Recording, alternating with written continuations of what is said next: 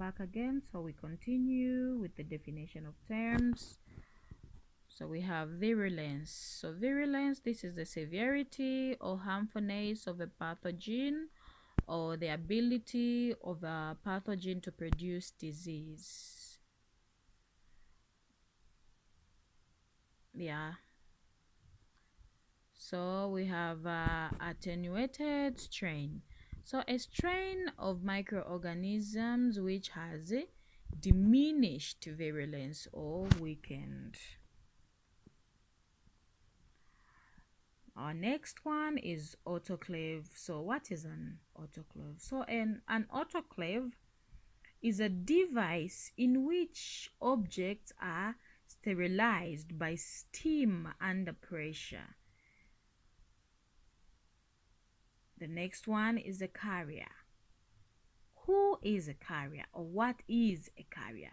So a carrier is a person who, though not suffering obviously from a particular disease, continues to harbor and to excrete the causative organisms which may be passed on to another. We have chemotherapeutic agents. What are chemotherapeutic agents?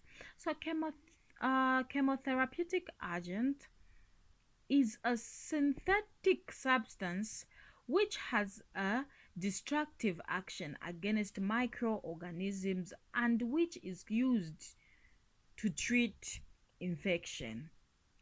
A host. So a host is the animal or tissue on which a parasite lives and multiplies. A vector. This is an organism that does not cause infection itself but which spreads infection by conveying pathogens from one host to another. E.g., we have a mosquito.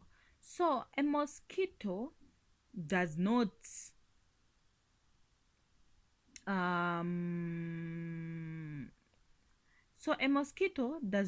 cause infection itself, but it spreads the infection by conveying the pathogens from one person to another. Toxins. So toxins, we all know what toxins are. So toxins, these are poisonous substances released by certain organisms which has damaging actions on the tissues. Antitoxins, an antibody which can specifically neutralize a particular toxin. Sepsis, pressure of infection. A sepsis free from germ or from infection. Septicemia. So septicemia, the presence of bacteria and their toxins in the bloodstreams. Medium, the mixture of substances in or on which bacteria are cultivated in the laboratory.